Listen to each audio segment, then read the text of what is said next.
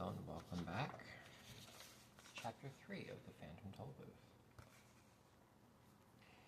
You must excuse my gruff conduct, the watchdog said, after they'd been driving for some time. But you see, it's traditional for watchdogs to be ferocious.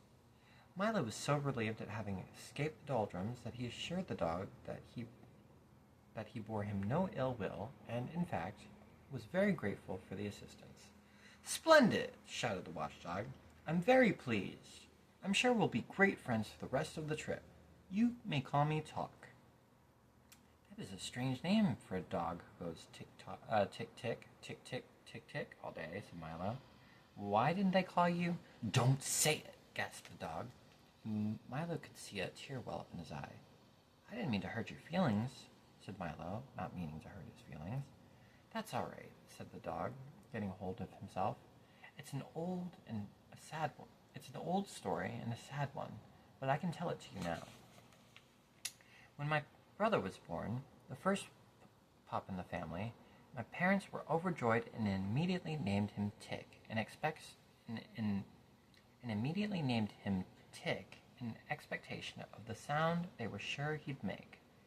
On first winding him, they discovered, to their horror, that instead of going tick, tick, tick, tick, tick, he went talk, talk, talk, talk, talk. They rushed to the Hall of Records to change the name, but too late. It had already been officially inscribed, and nothing could be done. When I arrived, they were determined not to make the same mistake twice, and since it seemed logical that all their children would make the same sound, they named me Talk. Of course, you know the rest. My brother is called Tick because he goes talk, talk, talk, talk, talk, talk, talk, talk. And I'm called Talk because I go tick, tick, tick, tick, tick, tick, tick. And both of us are forever burdened with the wrong names. My parents were so overwrought that they gave up having any more children and devoted their lives to doing good work among the poor and hungry. "But how did you become a watchdog?" interjected Milo, hoping to change the subject, as Talk was sobbing quite loudly now. "That," he said, rubbing his paw to his eyes, "is also traditional. My family had always been watchdogs, from father to son, almost since time beginning. You see," he continued, beginning to feel better, "once there was no time at all, and people found it very inconvenient. They never knew whether they were eating lunch or dinner, and they were always missing trains. So time was invented to help them keep track of the day and get places where they should. When they began to count all the time that was available, what with 60 seconds in a minute and 60 minutes in an hour and 24 hours in a day and 365 days in a year, it seemed as if there was much more than could ever be used. If there's so much of it, it couldn't be very valuable, was the general opinion, and it soon fell into disrepute. Disrepute? People wasted it and even gave it away. Then we were given the job of seeing that no one wasted time again," he said, sitting up proudly. "It's hard work, but a noble calling. For you see," and now he was standing on the seat, one foot on the windshield, shouting with his arms outstretched, "it is our most valuable possession, more precious than diamonds. It marches on. It and tide wait for no man," and at that point in the speech, the car hit a bump in the road, and the watchdog collapsed in a heap on the front seat with the alarm again ringing furiously. "Are you all right?" shouted Milo. Shouted Talk. "Sorry to get carried away, but I think you get the point." As they drove along, Talk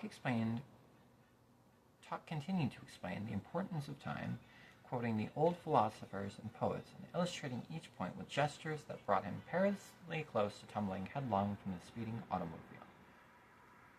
Before long, they saw in the distance the towers and flags of Dictionopolis sparkling in the sunshine, and in a few moments they reached the Great Wall and stood at the gateway to the city. "Ahem," roared the gateman, clearing his throat and snapping smartly to attention. "This is Dictionopolis, a happy kingdom. advantageously located in the foothills of confusion and caressed by gentle breezes from the sea of knowledge. Today, by royal proclamation, is market day. Have you come to buy or sell? I beg your pardon, said Milo. Buy or sell? Buy or sell, repeated the gentleman impatiently. Which is it? You have come here for some reason.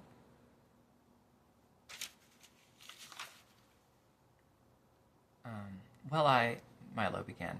Come now, if you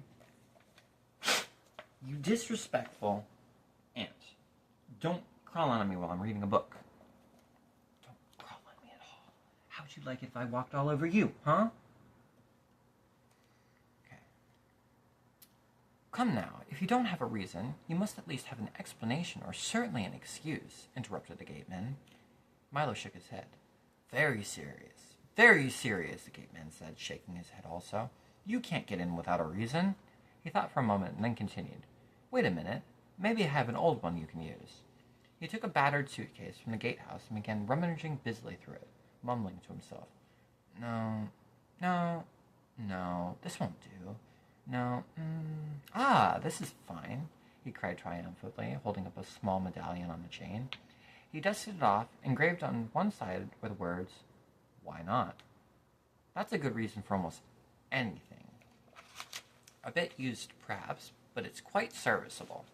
And with that, he placed it around Milo's neck, pushed back the heavy iron gate, bowed low, and motioned them into the city.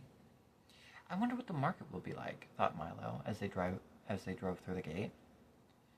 But before there was time for an answer, they had driven into an immense square, crowded with long lines of stalls, heaped with merchandise, and decorated in gay-colored bunting. Overhead, a large banner proclaimed, Welcome to the World Market. And from across the square, 5 very tall, thin gentlemen, regally dressed in silks and satins, plumed hats, and buckled shoes, rushed up to the car, stopped short, mopped 5 brows, caught 5 breaths, unrolled 5 parchments, and began talking in turn.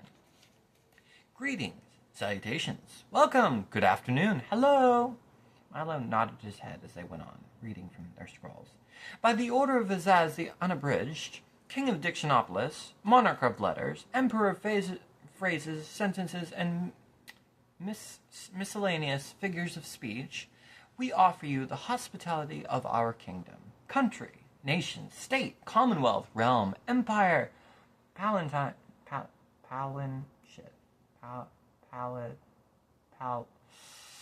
skip that word. Principality. Do all of these words mean the same thing? Gasped Milo. Of course, certainly, precisely, exactly, yes, they replied in order. Well then, said Milo, not understanding why each one said the same thing in a slightly different way. Wouldn't it be simpler to use just one? It would certainly make more sense. Nonsense! Ridiculous! Fantastic! Absurd! Bosh! They chorused again and continued. We're not interested in making sense. It's not our job, scolded the first. Besides, explained the second, one word is as good as another, so why not use them all? Then you don't have to choose which one is right, advised the third. Besides, sighed the fourth, if one is right, then 10 are 10 times as right. Obviously, you don't know who we are, sneered the fifth, and they presented themselves one by one. The Duke of Definition, the Minister of Meaning, the Earl of Essence, the Count of Connotation, the Undersecretary of Understanding. Milo acknowledged the introduction, and as talk growled softly, the minister explained, We are the king's advisors, or, in more formal terms, his cabinet. Cabinet, recited the Duke. 1. A small private room or a closet, case with drawers, etc., for keeping valuables or displaying curiosities. 2. Council room for chief ministers of state. 3. A body of official advisors to the chief executive of a nation.